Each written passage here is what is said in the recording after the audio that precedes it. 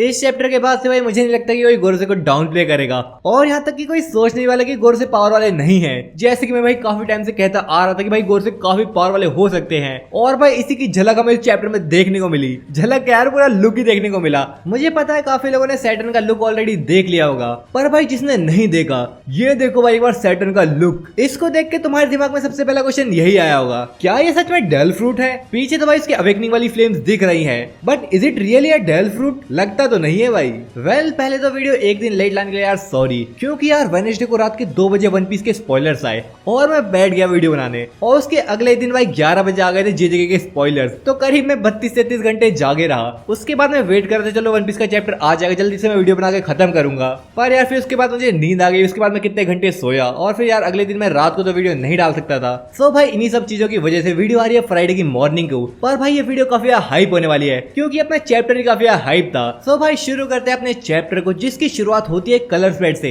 जो कि भाई ओडा की वन शॉट मांगा मॉन्स्टर से रिलेटेड है, क्योंकि काफी जल्दी उसका भाई एनिमे एडेप्टेशन आने वाला है। सो भाई उसी को सेलिब्रेट करने के लिए यहाँ पे कलर स्प्रेड डाला गया है, जहाँ पे हम शिमोत्सुकी कैरेक्टर्स को देखेंगे, जैसे कि ryuma, जोरो, कुइना, उशिमारू, कोजाबुरा एंड कोशिरो। ये सब तो भाई ठीक है, और जो कलर स्प्रेड है वो भी काफी नॉर्मल लग रहा था। पर भाई अगर तुम इस कलर स्प्रेड के टॉप लेफ्ट कॉर्नर पे नजर डालोगे तो वहां पे हमें कैरेक्टर दिख रहा है, जिसको भाई लोग कह रहे हैं कि ये जोरो का बाप हो सकता है, क्योंकि भाई यहाँ पे उसके काइंड ऑफ स्पाइकी हेयर है। और भाई हमने एसबीएस में देखा था जहाँ पे भाई जोरो का बाप है जो रोरोनोआ अराशी, उसके भी भाई काइंड ऑफ स्पाइकी हेयर थे। तो लोग कह रहे हैं कि यहाँ पे अराशी हो सकता है जो कि जोरो का बाप है। पर भाई मुझे लगता है कि यहाँ पे ryuma ही होगा, क्योंकि बेसिकली ये जो मांगा या फिर एनीमे आने वाला है वो भाई पूरा ryuma के ऊपर ही है। सो भाई अपने चैप्टर की शुरुआत वहीं से होती है जहाँ पे लास्ट चैप्टर हमने छोड़ा था, यानी कि एटलस ने मार्क 3 पैसिफिस्टास का कंट्रोल वापस से ले लिया, जिसकी वजह से भाई मार्क 3 पैसिफिस्टास मरीन्स को पेलने लग जाते हैं, जहाँ पे भाई मरीन्स की बढ़िया से धुलाई कर रहे होते हैं। और भाई यहाँ पे मरीज को छुपने का टाइम भी नहीं मिलता। काफी मरीज भाई यहाँ पे पिल रहे होते हैं, और काफी मरीज भाई यहाँ पे छुपने की कोशिश कर रहे होते हैं, क्योंकि भाई वो लोग मार्क 3 पैसिफिस्टास से फाइट नहीं कर सकते थे, जिसकी वजह से भाई पूरे आइलैंड को ये तो पता चल चुका था कि जो वेगापंक है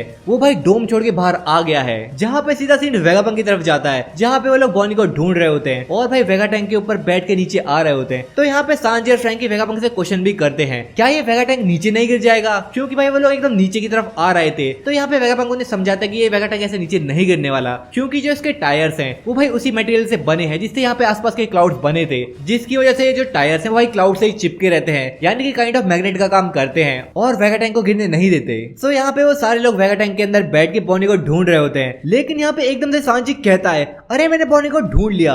यहाँ पे भाई सब लोग बॉनी को ढूंढने की कोशिश कर रहे थे, और सांजी ने इतनी जल्दी ढूंढ लिया, जिसे देख के यहाँ फ्रैंकी भी शॉक रहता है। उससे पूछता है क्या तुम सच कह रहे हो? तो यहाँ पे सांजी उसे काफी फनी रिप्लाई देते हुए कहता है, अरे मेरा लेडी रेडार कभी गलत हुआ है क्या?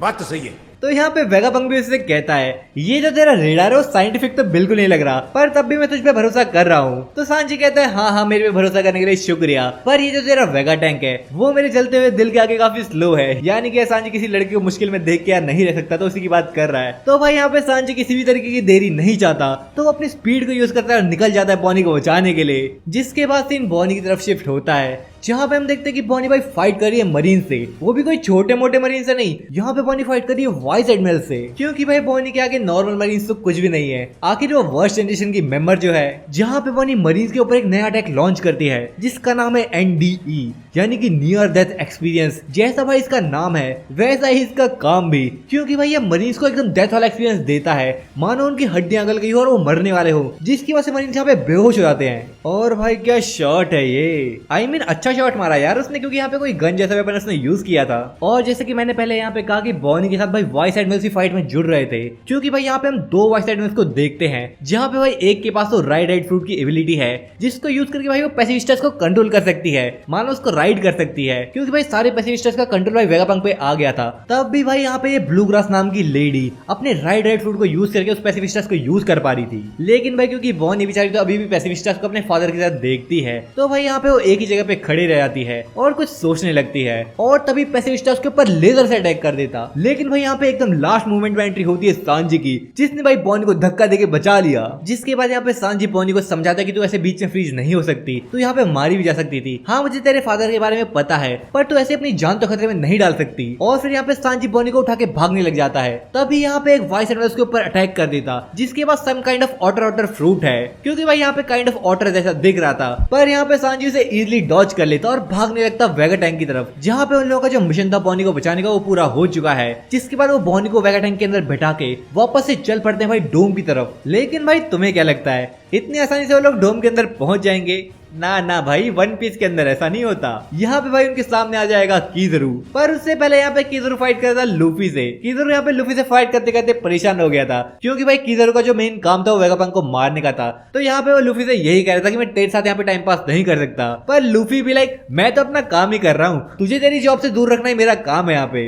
लेकिन यहाँ पे किज़रू अपनी सुपर स्पीड को यूज करके गायब हो जाता है लूफी के आगे से और पहुंच जाता है वेगा टैंक के आगे, जहाँ पे भाई किज़रू उनके ऊपर लेजर शूट करता है। पर भाई वो लेजर वेगा टैंक को नहीं लगती, बल्कि लगती है भाई क्लाउड्स के उस रास्ते को जिसमें भाई वेगा टैंक चल रहा था। और भाई वो रास्ता टूट जाता है, जिसकी वजह से भाई वेगा टैंक नीचे गिरने लगता। लेकिन वहां पे तभी पहुंच जाता है लूफी, जो कि किज़रू का दूसरा अटैक लॉन्च करने नहीं देता और उसके ऊपर यूज करता है अपना एक न्यू अटैक, जिसका नाम है गम गम व्हाइट स्टार गन, जिसको भाई लूफी सीधा मारता है किज़रू के मुंह पे, जहां भाई किज़रू का मुंह भी रबड़ का बन जाता। और भाई यहाँ पे लूफी का हाथ किज़रू के सीधा सर के पार हो जाता है, जिसकी वजह से किज़रू तो भाई जा टकराता है एक बिल्डिंग से। पर भाई यहाँ पे लूफी भी अब काफी टायर आउट हो गया है, क्योंकि भाई जो गियर 5 का ड्रॉबैक है वो है इसका स्टेमिना। तो यहाँ पे लूफी भाई ये अटैक मारने के बाद खुद भी भाई टायर आउट हो जाता और काइंड ऑफ अपने बूढ़े स्टेट में आ जाता, जिसकी वजह से वो भी नीचे गिरने लगता और खुद भी बिल्डिंग से जा टकराता। लेकिन ये सारा सीन होने से पहले जो सैटर्न था वो एगेट के अंदर पहुंच चुका था, जहाँ पे भाई एगेट के अंदर एक अनाउंसमेंट भी हुई थी कि सैटर्न भाई एगेट के अंदर आ रहा है और कोई भी मरीन्स का सोल्जर उसको नहीं देख सकता। मरीन्स के जो वाइस एडमिरल्स है वही बस उसको देख सकते थे। लेकिन अभी तो भाई यहाँ पे सैटर्न की एंट्री भी नहीं हुई है, पर उससे पहले यहाँ पे सारे जो स्ट्रॉन्ग लोग हैं उनको पता लग चुका है कि कोई स्ट्रॉन्ग बंदा आ रहा है गेट के अंदर, जहाँ पे सबका अटेंशन वहीं पे चले जाता है, क्योंकि हम किज़रू, लूफी, जोरो, लूची और इवन भाई यहाँ पे हम जिम्बे को भी देखते हैं जिसने इसकी प्रेजेंस महसूस करी। और तभी एंट्री होती है सैटर्न की, जो कि आते ही सारे पैसिफिस्टर्स को रोक देता है, क्योंकि भाई पैसिफिस्टर्स के ऊपर जो सबसे बड़ी अथॉरिटी थी वो भाई गोरोसेकी थी। लेकिन वन पीस के भाई इतने बड़े विलन्स यानी कि भाई जो टॉप पे बंदे बैठे हैं उनकी एंट्री भाई ओडा सेंसेई ने कोई मामूली नहीं रखी। यहाँ पे भाई सैटर्न निकल के आता है एक मैजिक सर्कल के अंदर से, जहाँ पे भाई सर्कल के आसपास बिजली कड़क रही होती है और भाई फ्लेम्स तक उठ रही होती है। लेकिन उन्हीं के बीच से निकल के आता है सैटर्न, जिसका जो लुक है वो किसी डीमन से कम नहीं है। और यहाँ पे एक सोल्जर गलती से इस लुक को देख लेता तो भाई सैटर्न जैसे ही अपनी आंखें उस सोल्जर की तरफ करता, यहाँ उस सोल्जर का भाई सर ही एक्सप्लोड होता। अब भाई ऐसी पावर डीमन पावर से कम है क्या? यहाँ पे काफी लोग ये तक कह रहे हैं कि क्या पता है भाई कॉन्कर साकी का एडवांस फॉर्म हो, जहाँ पे मे भी लोगों को देख के किसी को मारा जा सकता हो। क्योंकि एक तो भाई जब सैटर्न उस मैजिक सर्कल से बाहर आया, यहाँ पे भाई हमें स्ट्रीक्स ऑफ लाइटनिंग दिख रही थी, जैसे काइंड ऑफ एडवांस कॉन्कर साकी में दिखती है। लेकिन अभी एडवांस कॉन्कर साकी है या फिर अर्मामेंट हाकी है या फिर बस नॉर्मल लाइटनिंग स्ट्रीक है, इसको भाई वन पीस के अंदर डिफरेंशिएट करना काफी मुश्किल है, क्योंकि ये सारी चीजें काफी हद तक सिमिलर दिखती हैं। लेकिन एडवांस कॉन्कर साकी को पहचानने का एक तरीका ये है कि भाई एडवांस कॉन्कर साकी जो लाइटनिंग स्ट्रीक होती है वो काफी हद तक मोटी होती है। वेल यहाँ पे हमें kind of similar lightning streak तो दिख रही थी, पर इसके साथ साथ यहाँ पे हमें साइड में एसएफएक्स भी देखे जो कि काफी हद तक भाई कॉन्कर साकी से मिलते हैं, क्योंकि हमने काफी बार कॉन्कर साकी को यूज होते देखा और वहाँ पे भी हमने सिमिलर काइंड ऑफ एसएफएक्स देखे। पर भाई अब तो वन पीस को देख के ऐसा लगने लगा है कि जब तक ओडा सेंसेई खुद आके किसी चीज को प्रूव ना कर दे तब तक भाई हम कुछ नहीं कह सकते। तो अब तुम ही लोग मुझे कमेंट करके बताओ, क्या भाई सैटर्न के पास कॉन्कर साकी होगी या फिर इसकी कोई डेविल फ्रूट पावर्स हैं? डेविल फ्रूट भी है या फिर नहीं है ये भी हमें पता नहीं है भाई, क्योंकि भाई ऐसी डेविल फ्रूट पावर्स आज तक हमने कभी नहीं देखी। और अगर कोई डेविल फ्रूट पावर्स है भी तो भाई मुझे लगता है कि ये जोन डेविल फ्रूट की पावर्स होगी, जो कि बेस्ड है एक योकाई पे जिसका नाम है उशी ओनी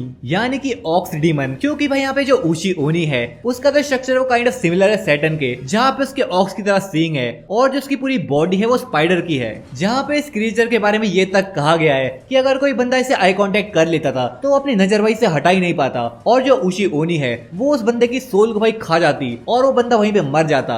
सो ये काइंड ऑफ सिमिलर है जो हमने चैप्टर के अंदर देखा, जहाँ पे मरीन सोल्जर ने भाई सैटर्न की आंखों से आके मिला ली थी और तभी उसका सर एक्सप्लोड हुआ था। यहाँ पे उसकी सोल को लेकर तो उसने नहीं मारा, पर थोड़ा बहुत सिमिलर कह सकता है क्योंकि एट द एंड उसकी डेथ तो हो ही गई थी। सो मे बी सही में सैटर्न के पास उशी ओनी डेविल फ्रूट है। लेकिन अगर डेविल फ्रूट यहाँ पे है ही तो आखिर ये मैजिक सर्कल क्या चीज है और आखिर ये मैजिक सर्कल से निकल के कैसे आया? आया, क्या ये कोई नई तरीके की पावर्स हैं जो कि भाई बस गोरो से यूज कर सकते हैं। क्योंकि यहाँ पे एक चीज तो काफी इंपॉर्टेंट है, वैसे हम किसी भी डेल्फूट यूजर को अगर भाई वो अवेकन हो रहा है तो उससे पहले उसका नॉर्मल फॉर्म देखते हैं, पर यहाँ पे भाई हमने कोई भी नॉर्मल फॉर्म नहीं देखा। यहाँ अपन ने सीधा देखा भाई सैटर्न का अवेकन फॉर्म। तो आखिर ऐसी क्या जल्दबाजी थी ओडा सेंसे को जो कि भाई ऐसे मोस्ट पावरफुल विलन्स की पावर डायरेक्ट हमें यहाँ पे शो कर दी गई, वो भी भाई बिना किसी फाइट के। सो क्या सच में कोई डेल्फूट पावर्स नहीं है बल्कि असल में एक डेविल की पावर है? क्योंकि भाई आखिर डेल्फूट्स है क्या चीज भाई? डेविल के फ्रूट्स ही तो हैं, तो भाई डेविल भी तो एग्जिस्ट कर सकते हैं वन पीस के अंदर, जैसा कि भाई हमने फिल रेड में देखा था जहाँ पे भाई हमने डीमन किंग को देखा जिसका नाम था डॉट म्यूजिका।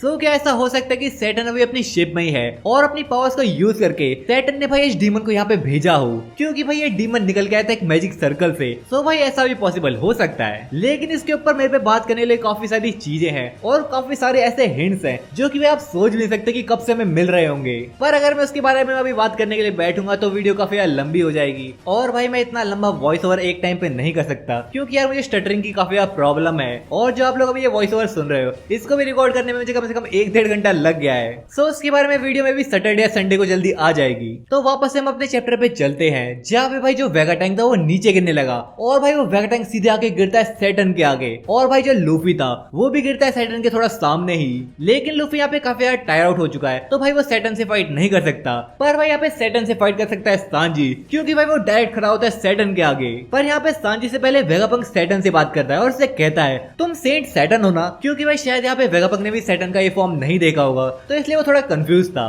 लेकिन भाई इस डिस्ट्रैक्शन का फायदा उठा के यहाँ पे बॉनी जाती है सैटर्न के पास भागते हुए और भाई यहाँ पे बॉनी सैटर्न को स्टैब कर देती है। वैसे बात तो यार हंसने वाली है, क्योंकि ऐसे सेंट सैटर्न जैसे बंदे को यहाँ पे बॉनी ने स्टैब कर दिया। अब भाई ऐसा करके बॉनी के साथ क्या होगा वो तो हम आने वाले चैप्टर्स में ही देखेंगे। पर बॉनी के यहाँ पे सैटर्न को स्टैब करने के पीछे एक बहुत बड़ा रीजन है, क्योंकि भाई सैटर्न ही वो बंदा है जिसने वेगापंक को ऑर्डर किया था कि भाई वो कुमा की सारी कॉन्शियसनेस को हटा दे और उसको एक माइंडलेस रोबोट में कन्वर्ट कर दे। और ये सारी चीजें बॉनी कुमा की मेमोरीज को देख के जान चुकी थी, तो भाई इसी चीज का बदला लेने के लिए यहाँ पे बॉनी सैटर्न को स्टैब कर देती। और क्योंकि हम सबको पता है कि यहाँ पे सैटर्न के आगे कौन है, भाई सांजी खड़ा है और बेसिकली फ्रैंकी यहाँ पे खड़ा है, तो यहाँ पे हम सांजी और सैटर्न तो देखेंगे ही, पर उस फाइट में मे भी फ्रैंकी भी आ सकता है। लेकिन अगर यहाँ पे सैटर्न ने पहले बॉनी को हार्म करा तो भाई पहले यहाँ पे हम सांजी और सैटर्न ही देखेंगे, जिसको देखना काफी इंटरेस्टिंग होगा कि आखिर सांजी सैटर्न के आगे कैसा परफॉर्म कर पाएगा और हम सैटर्न की पावर्स के बारे में भी यहाँ पे जान पाएंगे।